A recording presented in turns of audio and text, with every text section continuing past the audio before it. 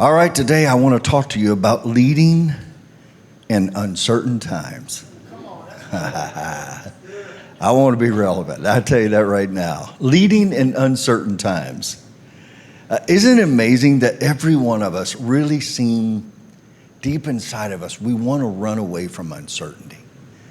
We really love for things to be certain. We really love inside of ourselves when we feel like we are comfortable with the known. But as leaders, what really creates the whole need for a leader is uncertainty.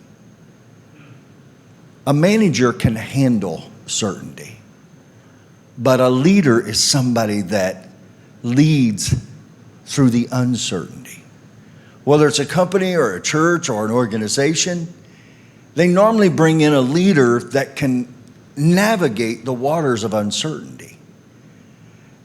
The problem we find in life is that what we know keeps us from knowing what we need to know. What I think I know is keeping me from knowing what I need to know. I don't know what this is in us that we want to run from the unknown to the known. We want to run from uncertainty to certainty. But what I have discovered in the middle of this unknown, in the middle of the uncertainty, it creates some things inside of you, a lot more than I'm going to mention, but I want to make you aware of this. Matter of fact, I call this the advantage of uncertainty. Because when you're in uncertain times, it also brings a mindset looking for new opportunities, new ways of doing it, fresh vision, new dreams. And it starts you looking for opportunities that you never knew you could have in your life. In your present position right now, what are the opportunities that are in front of you? If we get better, if we grow, if we get equipped at another level, in the middle of these uncertain times, it is amazing the new doors that are going to open in front of you. It also opens your mind to changes that you need to make, positive changes. Uncertainty creates a need in you to say, I've got to change something. And here's what I want you to know. It normally begins in me, and then it flows out to those around me. It's one mind and one heart that is in the same room that sees something different in the future that changes the future for so many people. In your sales, in your recruiting, in your serving, in your management, in your leadership, in your company's vision and mission and values, it creates these changes that we so desperately need. The third thing that it does is it brings new resources. You find resources that you didn't even know there. You find these resources and new opportunities, which the other thing it brings is it brings new relationships. In new relationships, you find opportunities and resources that you presently don't know that you even have. It brings new ideas and it brings personal growth. Now, I'm going to go through this really quick, and for those of you that are watching this or listening to this, I'll have a question and answer, and we can break this down in real reality, real time, where you are, what you're dealing with. How do I take the advantages of uncertainty? What I realize is that great leaders that thrive in the middle of trying times and crises and trials. And I would think all of us right now in this moment that we're living right now would agree with me, thank you so much, would agree with me that these are really uncertain times. What does the future hold? What's out there?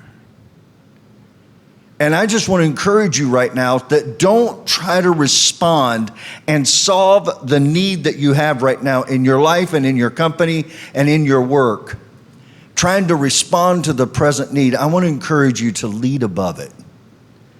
Get out above where we are, because most people are trying to fix what in a month from now won't even exist. Right now, what you've got to do is reach out into the future and see what others cannot see and begin to lead. So let me give you 3 things very quickly that I would encourage you to work on. And we'll talk more about this as we, after I close this section out. Number 1, I would encourage you, the greatest leaders I've ever known and studied, I watch them do these 3 things. There may be 5 things, there may be 10 things, but these 3 things are critically important, right? Number 1, they have clarity of vision.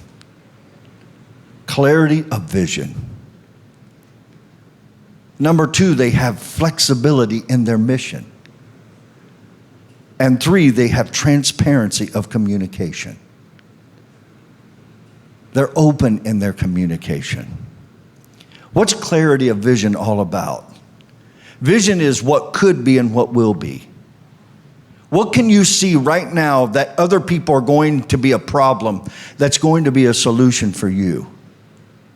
How are you positioning yourself right now in casting vision in your life, in your sales, to your team, to the people around you, to your family? How are you right now positioning the vision that says, this is what we do and here's why we do it? It's also that moment where you can remind everybody, hey, we've been through tough times before. Remember when you had nothing? Remember when you knew nothing, but you thought you knew everything? Do you remember when you first got started and all you had was a dream and it was uncertain, but you went to work? And when you went to work, by the way, going to work, I'm getting ready to do a 4-part series on work, the value of it, the privilege of it, what it does in you, what it does around you, what it does to you, what it does for you. But man, this clarity of vision. Companies are starving for it right now. Organizations are starving for it. Entrepreneurs are looking for it at a level that they never have before. What are we going to do in this new world order? Here's what I can tell you. Out of the disasters of this world, you're going to find miracles arising because of vision. Remind people why you're doing what you're doing is so important. The second thing is flexibility in the mission. Some of us get so concrete that we can't be flexible. And if you can't be flexible, you're not going to be able to compete in this world. Because pretty much over the last few years, we've been living in uncertain situations. While the world is trying to make it more and more and more concrete, this is what I want. I got to control it. Do I have any controllers in the room? Don't admit it. Can I tell you? It's an illusion. Now, that doesn't mean I shouldn't have well-thought plans. It doesn't mean I should not be thinking about my mission and how I'm going to accomplish it. But I want to let you know, you got to have flexibility. A sign of maturity is being able to deal with life when it doesn't give you what you expected. When you implement something that you thought would work and it didn't work the way you thought it would work. Not every great idea we have is going to be a great idea.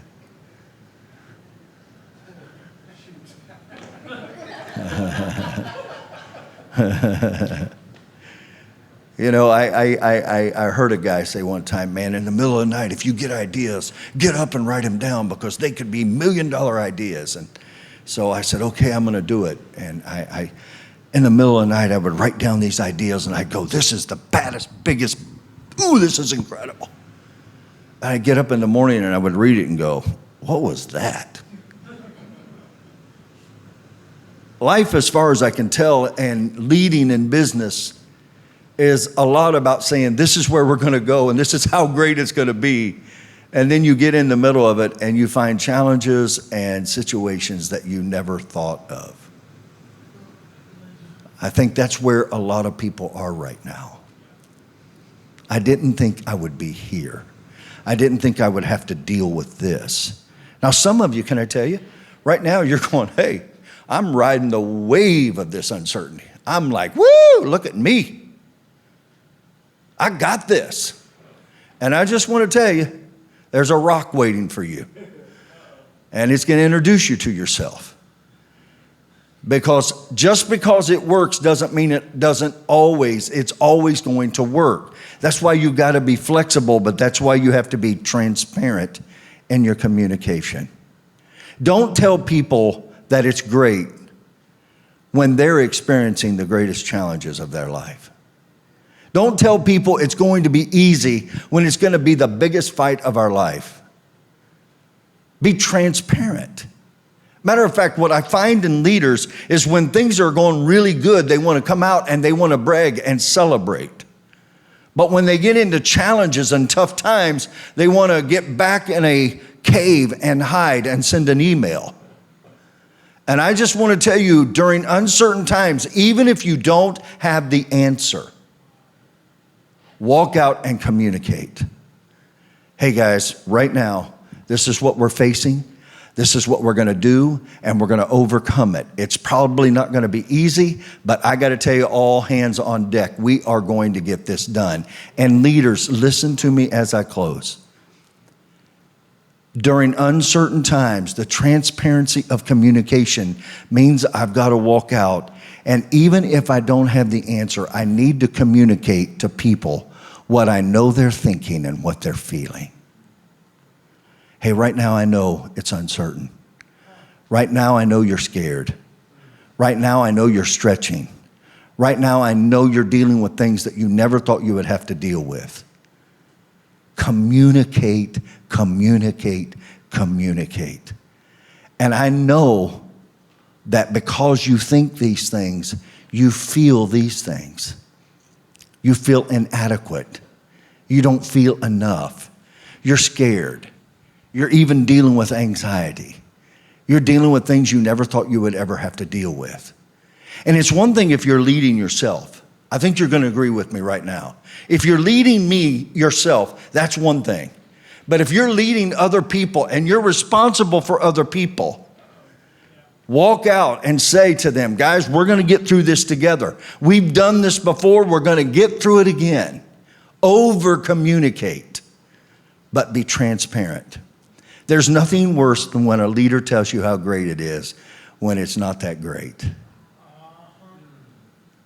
When they tell you to ignore what you're scared about. What do?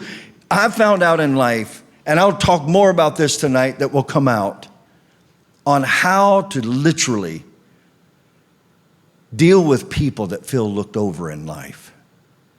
How do I do it? Please, whatever you do, validate what people say, even if it's not real. Don't try to correct people before they're ready to be corrected. If I need coaching, the first thing I need is somebody to validate.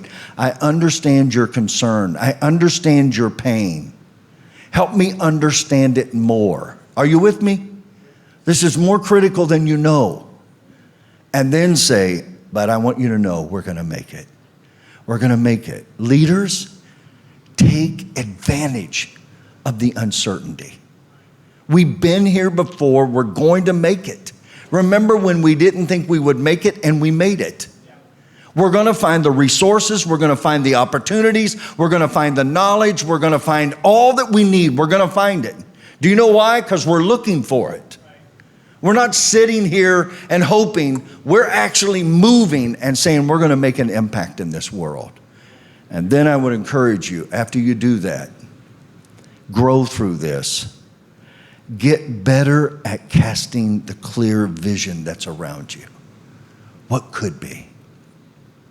I had a leader call me this week, and he said, Tim, I've got 2 people on my team. And he described what these 2 teammates were going through. And it was a lot of tragedy.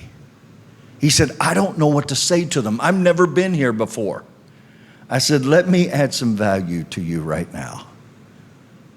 Don't feel the pressure that you have to say anything great to them. Just call them and say this: I'm here. I'm going to walk with you. I'm going to stand with you. We're going to get through this together. We're going to figure it out. If you need me, call me. You know what I'm about to say. You've quoted what I'm about to say. People don't care how much you know till they first know how much you care. Do you care? If you care, you're aware. We're getting really close to Elevate. I think it's probably one of the greatest leadership conferences you could ever get to in your life. What most conferences really focus on is how you get better at what you do. What we focus on at Elevate is how to get you better at who you are. Matter of fact, I will be talking a little bit about the difference between coaching and mentorship. Coaching is when I help you get better at the skill at what you do. Mentorship is when I help you get better at who you are. That creates the ability and the space and the hunger, to the desire to get greater skills. So I just want you to know we got a great future ahead of us. There's uncertainty, but I will tell you this, the greatest miracles that ever take place in life and business and sales and recruiting and development of your business and your strategy, in your mission and in your communication happen during these times. Let greatness arise. Charge. Woo. Okay. So, does anybody have a question? We got a mic here. We can keep it rolling. And we can do that. By the way, if you make a mistake in uncertain times, admit it very quickly. I made a mistake. People will forgive you. But most people try to cover it. And then trust is broken. So anyhow, go ahead. Question. Hey, Tim. Thank you. Yeah, thank you. Question. So how do I balance having a certain goal for the month or a certain amount that I need to do and not let that stress me out or overwhelm me in the daily grind? That's a great question. How do I not let that get between my relationship with people, for example? Say that last part again. How do I not let that get in the way of the way I deal with people? Because I'm Yeah. thinking about, I got to do that. What a great question. So the vision never changes, but the plans and the attack does. I have to make adjustments. So if I'm not performing at the goals that I set for, first of all, I'm going to ask myself, what is keeping me from doing that? And second of all, I'll readjust it and I'll reset it. But setting goals and being with people, most people make it personal when it's actually professional. So what I mean by that is I'll come to you and I'll go, hey, here's your goal. Don't let it affect your self-esteem. Don't let it affect your self-worth, because if you get in your head and say, I'm not good enough, it will impact your performance like you cannot imagine. And the problem with you high performers and type A's in the room, once you have a great performance, then you're scared you're not going to be able to repeat it. And doing what I do, you can't believe, I used to be on the road every night when I was 21, 22, 23, 24. I was on the road and I would go from city to city and I would hold these events and I would continually have a great night. And then I'd try to create that great night again. And when I couldn't do it, man, it really bothered me. And what I had to realize is I had to take the night that was before me and I had to take that night and make it the greatest night I could and not try to recreate what I did the night before. I think in you and I setting our goals, you just got to keep setting them and pounding away at them and just don't let up, but don't let it impact your self-esteem. Because shame never motivated anybody long term. Okay. Other question? Woohoo. Question over here. So you were talking about the short term. How do you properly identify what won't last longer than a month? So say that one more time. I'm sorry. You were talking about working with things that were long term. Mm-hmm. How do you properly identify something that is long-term versus short-term? So the vision is what we're going to accomplish, right?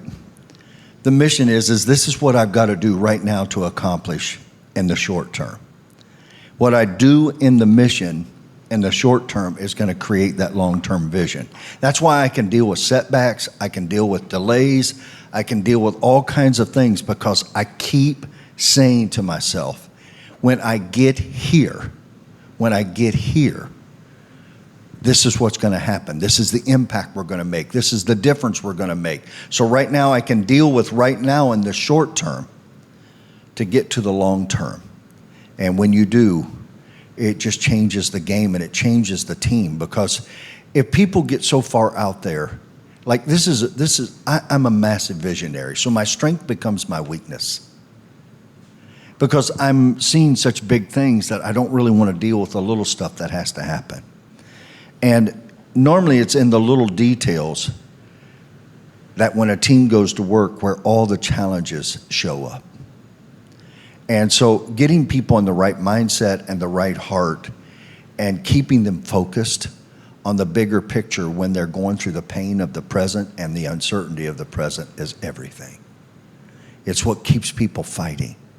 It's what it makes them get up and go, I'm coming after this again. So I'm just constantly reminding people, right now, here's your short term to get to the long term. There's going to be some battles here. There may be some setbacks here. There may be some detours here. It's okay. We're going to find out how to get around that to get to the bigger picture. And I just keep reminding them of what it's going to feel like when we get there. Does that help? It does. So let me ask you another question. Okay, go ahead. You've also talked about don't say that it's great if it's not great. Mm-hmm. But speaking the big picture and speaking the vision to what you're doing or what your organization is doing is great. So how do you know what's great to actually talk about or what's great to not talk about? Hey, the fact that we're still standing is pretty great. The fact that we thought the thing was going to take us out, we still we're coming back. And I see the promises coming ahead. And so I just keep reminding people that better days are ahead. That's what leadership really is about. Leadership is about constantly reminding people that no matter what you're going through right now, no matter what we're experiencing, no matter the mistakes we've made, no matter the bonehead decisions that we've made, better days are ahead. That's why encouragement is the most powerful force on the face of this planet. It just is. You will never criticize somebody into greatness. It won't happen. So I just keep reminding people, man, you did great. You did great. See, here's what I know about people. Most people right now are trying to get beyond where they are, but a few months ago, they were trying to get to where they are. Do you understand what I'm saying? And so most people forget how to celebrate where they are. Look what we've come through already. Look what we've done already. We've survived 2 months during the craziest time you can never imagine. In our lifetime, no one's ever experienced this, and we're still standing. Wow. That's awesome. Better days are ahead. New doors are about to open. New opportunities, new relationships are going to be built. Who have we not thought of yet? How can we think outside the box? Let's get creative during this time. I'm proud of your creativity. I'm proud of you thinking of ideas. Even if they don't work, don't ever stop thinking. Because one of them is going to make all the difference in the world. Okay. Yes, another question. We got... All right, question back there. It occurs to me I don't know the difference between faith in myself, the vision, the other person, God, and confidence in those. Can you kind of help me with that? So that is such a great question.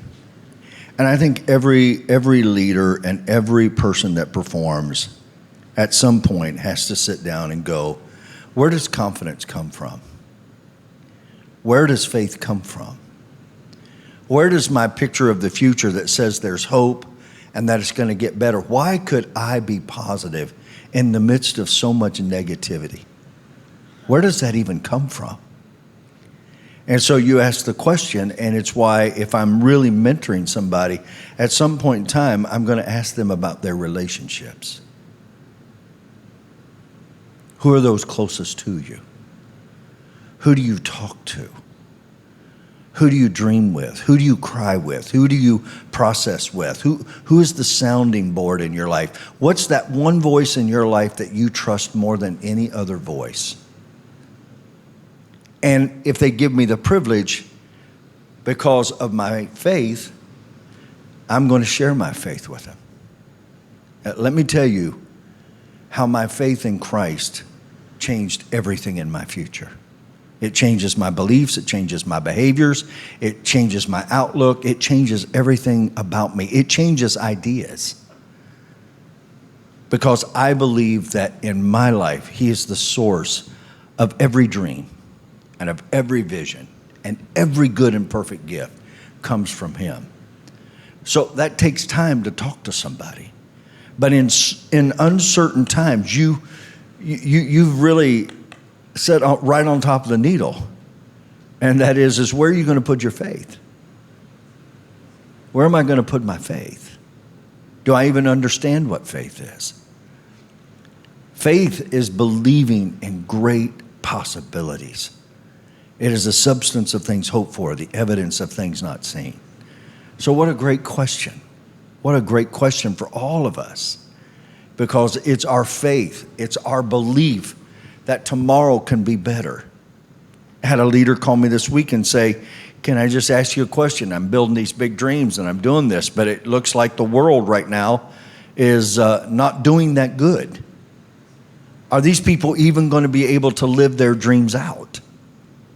I said, bro, that's not your responsibility. Your responsibility is to show up today and give it all you got and build it and encourage people. And if we all leave the planet and somebody encouraged us before we left, is that a bad thing? I think that's a better thing than if we depress people. Oh, there's no hope. No, there's hope.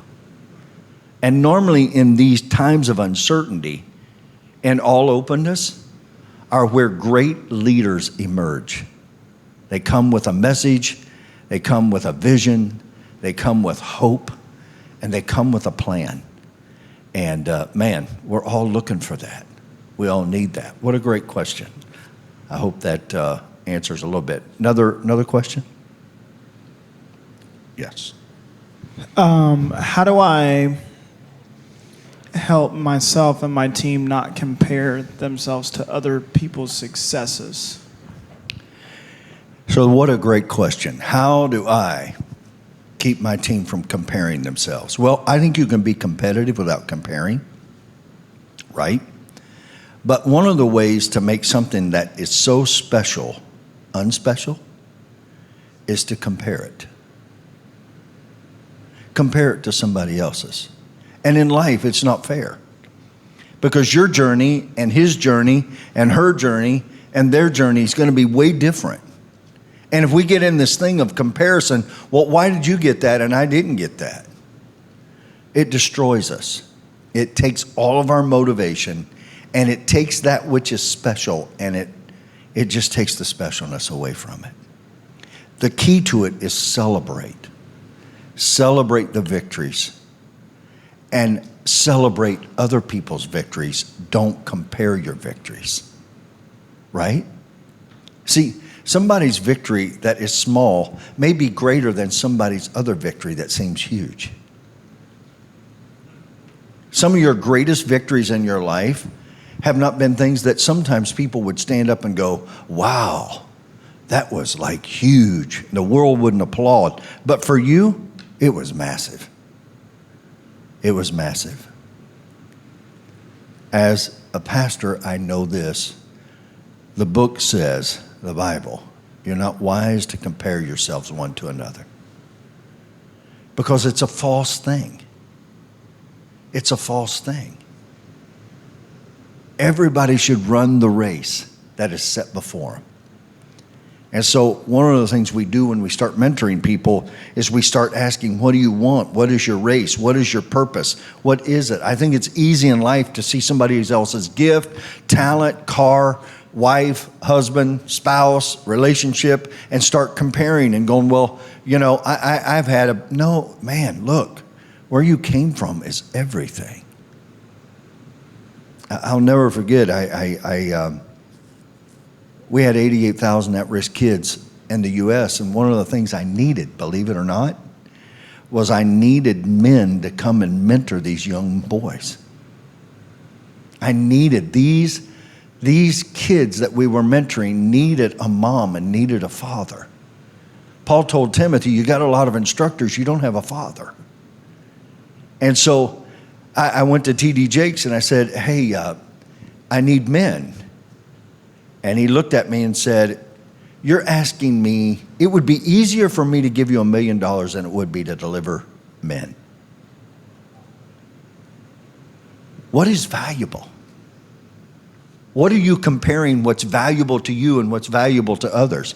Can I tell you, in your world, somebody could sell 30 and somebody could sell 1,000, and that victory at 1,000 would be just as great, if not greater, than the 30. Now, do we want them to get to 30? Yeah, because why? I want to be a great steward. More done in less time. Right? I want to do that. You know, people ask me all the time, well, why do you count people? Well, because people count. Where there is no vision, the people perish. Where there are no people, the vision perishes. It takes both of those. So, man, just tell your team to stay focused. What is our vision? What are we about? We're going to get there. You know, have you ever, anybody else in the room besides me ever tried to get somebody to go somewhere they didn't want to go? Anybody in the room besides me tried to get somebody to want something they didn't want? So, I mean, we leaders are really, really, really learning. We're learning how in life to really lead. And man, uncertainty brings out the greatness that's in us that we don't even know exists. It's why, let me just say this and I'll take one more question. One of the things I know about great leaders is they do have vision and they do have clarity in their mission and they do communicate clearly. But on a personal level, one of the things I look for in them is how much peace do you have? Because without peace, you can't focus. Your mind's racing. So I got a message on that. Go to the G5 app and you'll find it. That's good. That's beautiful. Okay, one last question. I want to honor your time. Anybody got a good one? You ain't thought about it? How many of you got it? You're scared and you want to ask one? Heath has got one. He's holding back on us.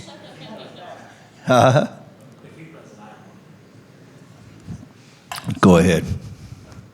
In leading in uncertain times, how do you get more done in less time? So I think because you have clarity of vision, all of a sudden you can see clearly what you need to touch and what you don't need to touch. You'll look at your schedule and go, here's where I'm wasting time. Most people spend too much time revving up to get ready to go do something. When I go to work, I go to work. My prep time happens before I get to work. So I'll think about it in the middle of the night. Here's going to be my strategy here. And at 8 o'clock, well, before that, whenever your start time is, okay, I'm going to be doing it. That's why my time, normally around 5 o'clock in the morning, is so critical for me. Because that is the place where I get focused and I think and I go, okay, here is what the strategy of my day is. One of the greatest things you'll ever do in your life is early in the morning before anybody gets up, get up and think about what does my day look like? How are these meetings going to go? What interaction? When I meet with somebody, what do I want them to feel? I think you got to start thinking about it. What kind of an example do I want to set before the people I love? What do I want my wife to feel the first thing she sees when she gets up in the morning?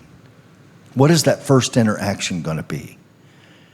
Man, leaders they're visionaries. And the vision is so much more than just, are we going to build a great church or am I going to build a great business? It's really about building a great life and being a winner in everything that matters.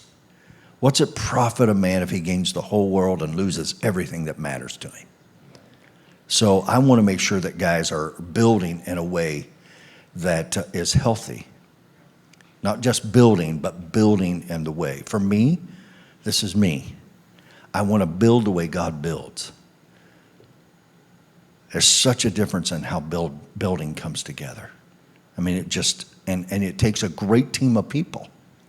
You know, I'll give you an example. We were hanging these screens and we were coming in and we were going to do all this big thing. We're trying to figure out how to do it. And somebody, Josh thought about it a little bit more. You and Joe, I think, talked about it a little bit more. Next thing you know, they're hung like this. And it's it's just a more incredible way.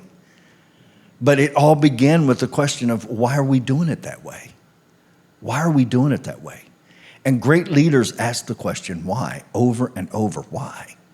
Why are we doing it? Daddy, why do we do that? Daddy, why is that important? Leader, why is that important? Because it produces this. It produces this. Did that spawn one more question somebody's got, or are you done? We done? Woohoo. All right, we done. I love you. Charge. Rock and roll. Was I clear?